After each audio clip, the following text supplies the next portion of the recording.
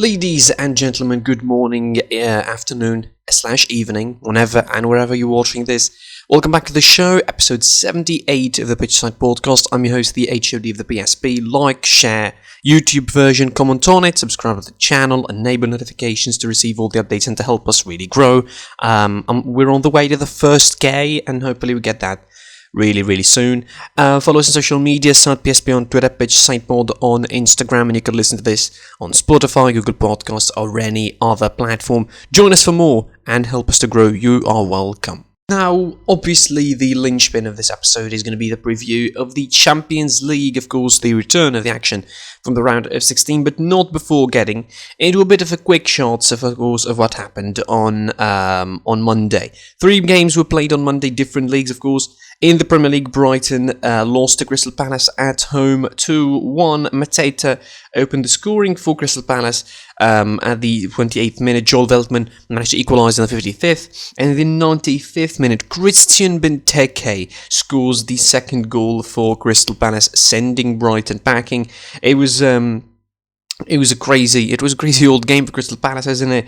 An important victory for them takes them above Southampton into 13th. Southampton at 14th now. They were once top of the table. That is how crazy football is. Of course, they play a game against Leeds. They have a game in hand against Leeds that could take them back to, something around decent region in that table. In Serie A, Juventus, of course, managed to walk over Crotone. I mean, saying walk over as if it was an easy game. It wasn't exactly.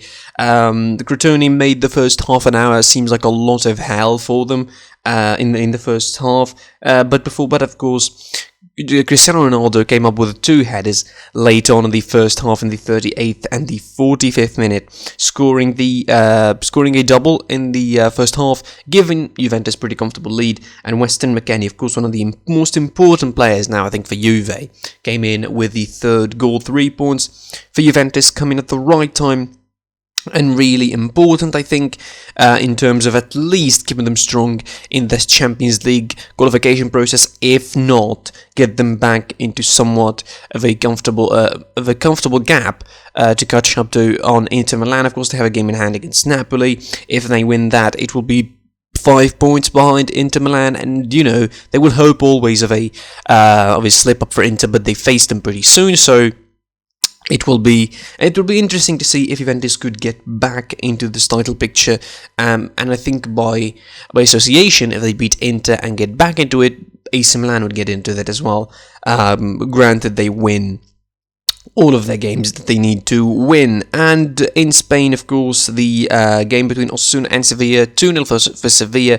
Luke de Jong managed to add the second to Diego Carlos's opener, so it was 2-0 for Sevilla. A good victory before a game against Barcelona in the weekend, of course, followed by a cup tie against the same side, the second leg, both at Camp Nou, and it will be, after that, of course, the return leg against Dortmund. So I think for Sevilla, this is quite the important couple of weeks if they want to achieve something big in La Liga this season. Of course, Sevilla, with this victory, they actually overleap Barcelona in the table. They become 3rd, 4 points behind Real Madrid, 7 points behind Atletico Madrid. Of course, they have a game in hand to play. Barcelona pretty much mathematically out of the contention for the league title. Maybe Sevilla are in. We'll see what the rest of the season is going to be bringing. Unfortunately, I don't have the anthem of the Champions League here going. Of course, probably can't use it, or else it will be a copyright strike. But imagine it in your head, because I'm going to be talking about the Champions League now. 2 games take place today, with the return, of course, of the second of the round of 16, second round of matches. It is at Atletico Madrid versus Chelsea. Of course, this game is like the game between Liverpool and Leipzig. Got moved to the Ferenc Puskás Arena in Hungary as well, in Budapest. And Lazio, of course, versus Bayern, normally being played at the Olimpico in Rome. And let's start from Atletico versus Chelsea. And this is a game where it was tight since the draw announcement, because the point is, both sides' form at the draw was decent. I mean, if you remember Chelsea back in the later parts of 2020, they were pretty decent. I think they were fine. They were really fine, and they were trying to rack up victories. The problems hadn't started to creep up yet on Frank Lampard, but then, of course, by the turn of the year, it was clear that Frank Lampard is not the guy, and they sacked him and they brought Thomas Tuchel. Now, if I'm taking Thomas Tuchel's Chelsea, as it stands with the 6 or 7 matches that he played, I'm not exactly favouring Atletico Madrid, and if I'm taking Atletico Madrid on recent form as well, and particularly the recent form they put on in the last, 4 to 5 games now, drawn against Celta Vigo, drawn against Levante, losing against Levante, of course, in the league in the matter of a week. In the last 4 games, they lost points like the amount of points they lost for the whole season in the league. And that is telling, I think, of the fact that everybody was anticipating Atletico Madrid to sort of run away with the league. I certainly expected that, and I still think they would win the league. I still prefer them over the field. But as far as I'm taking their form into the Champions League, and I said it, I think, in the group stage, in the latter parts of the group stage, that Atletico Madrid's Champions League form isn't exactly great. And the campaign they had in the group stage doesn't exactly bode well. I mean, it's almost like two different worlds. Their form in the league, and then their form in the group stage of the Champions League, where they struggled in most of their games. Certainly, they lost to Bayern 4-0. That was a struggle. They also struggled to defeat a C-string Bayern Munich team in Madrid at the tail end of December, when they drawn 1-1 in a game that they should have comfortably won, and they made it hard for themselves. Until they won against Salzburg away from home 2-0, and they needed that salvation to go through to the group stage, to the round of 16. If I'm taking that the Atletico Madrid I saw in the Champions League, I'm not favouring them against Chelsea as well. They are prone to sort of to surprise. They are prone to maybe getting caught behind their backs, getting caught on set pieces, getting caught on, second balls.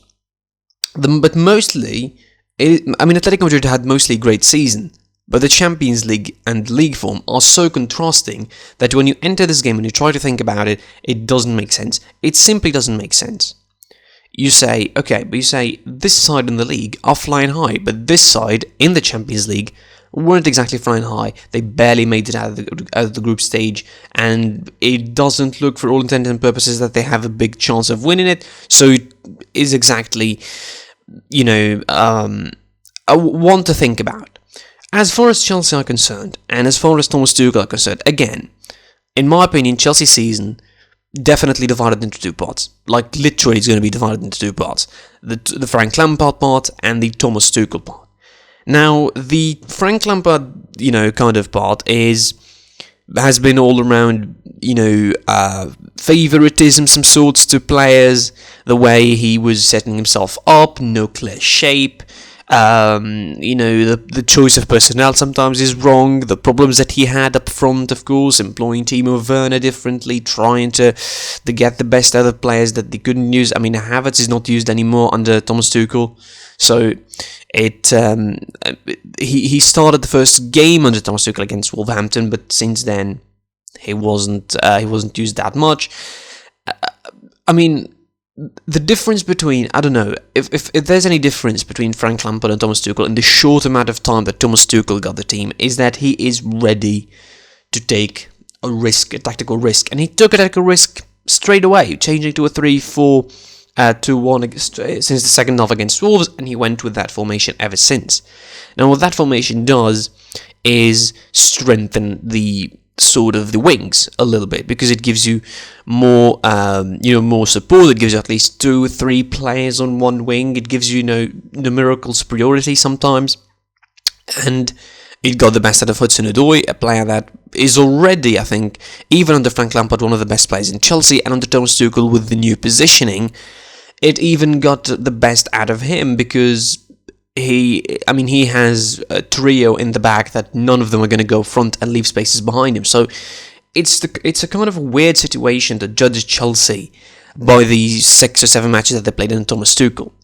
Now, as far as this game is concerned, this is not going to be an enticing watch. This is not going to be an entertaining watch. I promise you that. This is not going to be a great watch whatsoever. It will be a tight game, tactical, I think, between the two sides, and with the amount of absentees as well for Chelsea, for Atletico Madrid, sorry, it's going to be even cagier. The likes of Carrasco, Jimenez, Hector Herrera, Kieran Trippier, and Versalio. And these players are important. Like, Carrasco, Jimenez, Herrera, and Trippier are important. Don't get me wrong. These four have been some of the best performers in Atletico Madrid. Carrasco, with the almost reinventing himself as a wing-back, making himself one of the best players in Atletico Madrid this season, one of the most pivotal players, one of the most crucial players in the way Diego Simeone plays. Jimenez, of course, a crucial centre-half, quality centre-half. We're not going to be getting into that, and he's still young, by the way. He's 27. I mean, you feel like he wasn't playing for Atletico Madrid for ages, but he's playing there for 4 years now, and he's barely 27. Hector Herrera in the midfield gives him at least a couple of options when it comes to destroyers, centre midfielders, fluidity when they want to change and be a little bit more conservative. And Kieran Trippier is Kieran Trippier, and he's one of the best right backs, right wings in the world. He doesn't get enough credit, I think. And I think since moving to Atletico Madrid, he didn't get the credit that he deserves. And him and Marcos Llorente on that right-hand side are going to be great.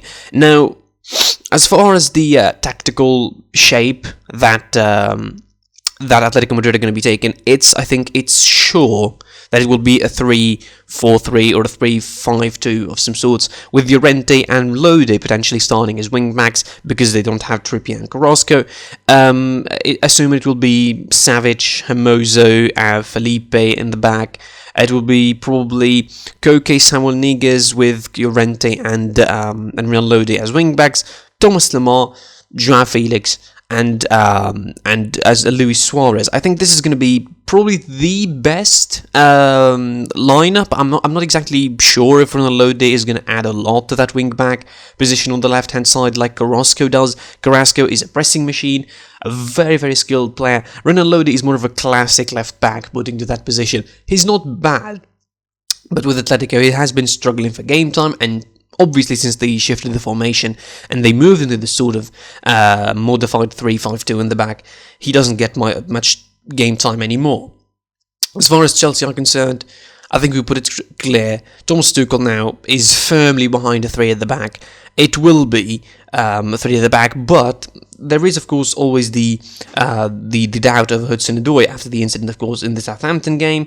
Thiago Silva is unavailable for him, so it will be probably Zuma, Rudiger, and Azpilicueta in the back.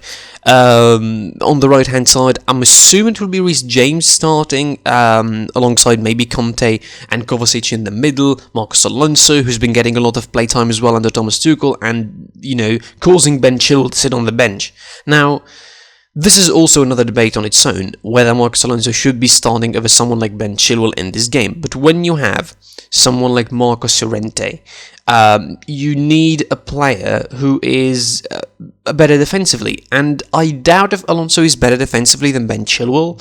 I really doubt it, because Marcos Llorente is the kind of player that is ready to move, ready to run into spaces, ready to link up and drops deep, and really makes all sorts of troubles for left backs. And if you saw Atletico Madrid this season, they work a lot on that right hand side where Llorente is. While Carrasco might be the most skilled player of the two, he is a less used player on this side than Marcos Llorente, because he doesn't pull exactly double caps or double function like Llorente does defensively on that right hand side. I think this game is going to be all about midfield, potentially, who could be controlling the game and opening the game wide. The team who's going to be managing to open the game is going to be winning, probably. I reckon I'm going to be going for a draw, but I think if I'm going to favour a team over the other, I'm going to favour Atletico Madrid here. I know Chelsea have been decent, but if Chelsea are going to be having the possession for most of the game, they're not going to be good, and if Southampton caused them a trouble or two, imagine what Atletico could do, with the likes of Luis Suarez, a proper striker, proper fox in the box, even at his age, even at his limited physical ability, let's not lie, he can still cause a lot of danger. So I think I'm going to be going for an Atletico Madrid win, maybe even 1-0, 2-0 I would say. Okay, I'm sticking with 2-0 victory for Atletico Madrid. Over 2 legs, I think Atletico would still go through. For Chelsea, it depends if they can open the game and if they can manage to find spaces behind Atletico, who probably would revert back to their traditional sort of mentality under Diego Simeone. Hopefully, we see a bit of an enticing game, hopefully, at least. The second game, of course, and a game that I guarantee you is going to be entertaining and open because of the two sides involved in it. Lazio host Bayern at the Olimpico, and Bayern should be travelling with an ambulance, I think, to the Olimpico Stadium because they have a list of injuries that is as long as the game is going to take, probably. Douglas Costa, Serge Gnabry, Tanguy Kwesi, Thomas Müller, Nöbel, Pavard, Max Stillman, and Corentin Tolisso, all involved in this injury list. They're not going to be playing. There's a lot of question over who's going to be starting. I mean, Hansi Flick now somehow has a limited squad to choose from. He doesn't have a lot of options, and particularly when it comes to Champions League games. As important as this game is, somehow I'm saying this, and I know this idea might sound wild on paper, but Bayern Munich need to litigate the damage against Lazio. In what way? Now, Bayern, of course, they don't have their prime right back in Emilian Pavard, so that is going to be putting problem number one. Who's going to be playing as a right back? Will it be Kimmich? Will it be Bunassar? Will it be Niklas Süle? Now, if I'm going to choose, I will choose Kimmich. And I know that's going to be taking somewhat of a force of the midfield, but I reckon not, because Kimmich is somewhat of a, diverse player. He's like João Cancelo, but even better. Like, he's the upgrade of João Cancelo. He's a player that is willing to play everywhere on the pitch, in the middle. He would move diagonally, he would move vertically, he would move on the flanks, he would do crosses, he would do runs, he would do defending. I think he's a complete player. I mean, when you trust him to put him in the right back position more than actual right back Bunassar, that tells something. I hope Flick does that, because Lazio, if Lazio, if Lazio are anything strong in, they are strong in terms of speed and taking slow opposition. And you need to put someone like Kimmich, a hard worker, a player who's not afraid to put on the challenge, a player who knows how to position himself, know how to stand, know how to conserve the ball, and how to deal with challenges. I think it's going to be a little bit better than putting Süle or Bunassar, someone who gets his positioning all wrong all over the pitch, offensively and defensively. Someone like Süle, who's, for all of his good qualities as a centre-back, and he's not good on the ball, A, and he's B, obviously slow for his size, comparatively to players that he's going to be facing, the likes of Immobile, the likes of Correa, the likes of Lazzari, the likes of Sergej Milinkovic-Savic, and what an individual head-to-head that would be. Milinkovic-Savic versus Süle. One is 192 centimeters and the other is 194. That is going to be quite a physical battle to watch. So, that is problem number one for Bayern, who are going to be playing as a right-back. So, if you get that sorted, who's going to be playing in the midfield? How you start? Goretzka is available, so you might go for the traditional Goretzka-Kimmich kind of pivot. But that is going to depend, again, on problem number one, who's going to be Hansi Flick putting as a right back in that position. Now, you saw that problem, who you go for in the attack. Do you go with Sane and Koeman? Is Sane really in good form that you could play him against Lazio now, and you rely on him in such a big Champions League game? Is he in good form? And problem number 4, which is the biggest, I think, of them all, is who going to put behind Lewandowski? Are you putting Choupo-Moting? Are you going to be using Choupo-Moting in a game like this against 3 at the back, where Choupo-Moting is likely to be dropping, not exactly the qualities that Thomas Müller had? Never in a million years he's close to he's only close in Thomas Müller in age, really. He doesn't have the same qualities as him in directing the press, in trying to push players up forward, in making the smart movements in front of the defenders, ahead of the defenders, moving inside, not outside. Like, you don't see Thomas Müller dropping a lot to, trying to set up play for Lewandowski. He makes the moves inside. It's Lewandowski who's dropping. And if you get 2 players dropping for Choupo-Moting and Lewandowski against 3 at the back for Lazio, which is obviously the formation they're going to be using, you're not getting a lot of movement. You're not getting a lot of players that are going to be helping you. You're actually getting your 2 strikers moving out and leaving space for these defenders to control. I mean, the Lazio defenders, I'm assuming the trio is going to be playing, which is of course with the absence of 2 of that original trio in Luis Felipe and Stefan Radu, which is an important, I think, kind of piece, because I'm assuming it'll be Porolo playing, Gabaron, and Hurt as the game against Inter Milan. I watched them; they played with that trio. Is that going to be the case? I mean, if that's the case, I think the job gets easier for Lewandowski and Choupo-Moting, or whoever going to be playing behind Lewandowski. But again, these are like 4 big problems, I think, for Bayern Munich. And they need to. I mean, it's like a chain reaction. You sort one problem, you sort the others. If you don't sort another problem, if you don't sort one of them, the others are going to be exposed more and more as the game goes on. And particularly if it goes on with a score of 0-0, it will be a little bit more problematic than you would expect and than usual.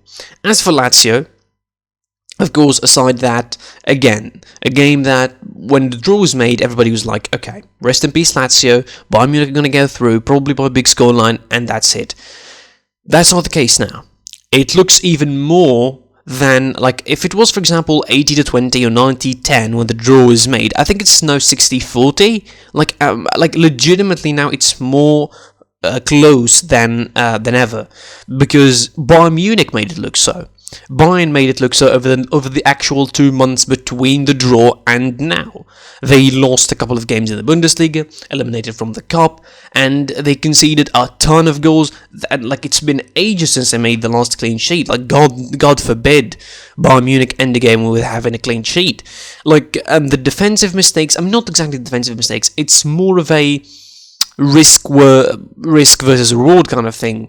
I mean, I'm assuming the defensive mistakes, in my opinion, were only in the game against Mönchengladbach, really, where Bayern Munich made, actual defensive mistakes that led to a goal. But I think overall, the goals that Bayern Munich chip is because they choose to play in a certain way that will get them exposed every time, almost, on the ball. Any team with speedy players, and boy, does Lazio have speedy players, and does Lazio, by the way, have great passes of the ball. They have the likes of Milinkovic-Savic and Luis Alberto in that midfield. They have someone like Lucas Leiva who's ready to just stay there. He's not going to be moving forward. Just stay there in front of the 3 in the back, making almost a 4-man defence, and just sitting in there and anticipating the pressure from Bayern. And if that's what they're going to do, and they're going to go forward with the likes of Lazzari, the likes of Correa, Immobile, with the likes of Milinkovic-Savic, with the likes of Luis Alberto, again, not just speedy players, but also great technical passes and great, players on the ball and off the ball, smart movements between them. Imagine someone like Milinkovic-Savic with that towering presence in the midfield, not just a towering presence, but smart movement, great passing, and of course his ability to shoot, and boy, he can shoot, because it could go down to that. It could go down to shooting from distance, because Lazio can try that sometimes when they don't manage to get into spaces. I mean, Bayern Munich need to tighten things up. It's as simple as that. I expect them to score, because the fact that Lazio are going to be missing a couple of important defenders, and Luis Felipe and Radu, I think they will score. I can see Bayern Munich scoring, but I also can see them conceding goals, and I'm 100% sure they will chip goals in that game. Now, how you counter that? I don't really know. Maybe stay a little bit deep in the beginning of the game. Try and absorb Lazio's pressure, because Lazio, they know, and I'm sure Simone Inzaghi knows that Bayern entered the game pretty shaky in the first 10 or 15 minutes, so they'll try to take that, score a goal, and maybe sit deeper, try to bounce on the counter, and boy, do Bayern struggle sometimes when teams cave in at the back and they don't find the right solution and the right time, and that is where players like Thomas Muller may come into the conversation, and that's where their importance really is going to be showing up. Someone like Thomas Muller could, divide teams, could drop, could make movements, make spaces for players, set up the players to move in a certain way, direct the traffic pretty much, and And again, if I'm going to be predicting, I mean, this is harder than the Atletico-Chelsea one.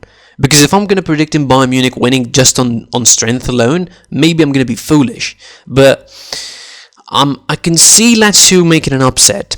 It could happen on this first leg. On the two legs, and over two legs, Lazio eliminating Bayern, I don't see it happening, but maybe on one leg, I mean, in the first leg, Lazio could pull an upset and could defeat Bayern. However, I'm going to go with my heart here. I'm going to say Bayern, probably going to be 3-1, maybe 4-2 kind of thing. It could be basketball, football overall, but I'm going to go for a 3-1 victory for Bayern. An easy, I mean, not easy, it's not going to be easy, but I'm going to go for a 3-1 Bayern. Quite the comfortable lead to get into Allianz Arena for the second leg, and you need to think about what is going to be happening in that game for the first 15-20 minutes. If Lazio get it right, if Lazio capitalise on the mistakes, on the potential spaces, on the potential shake-up in the personnel that Bayern are going to make, they could do something in the game. If Bayern get it right, they will win, and they will, potentially set themselves to go through for the quarterfinal to continue defending the Champions League. That is it from me for this episode. I'm your boy, the HOD of the PSP. Like, share, comment on the video, subscribe to the channel, enable notifications, help us against the YouTube algorithm, and help us reach 1k. We need that first K pretty quickly anyway.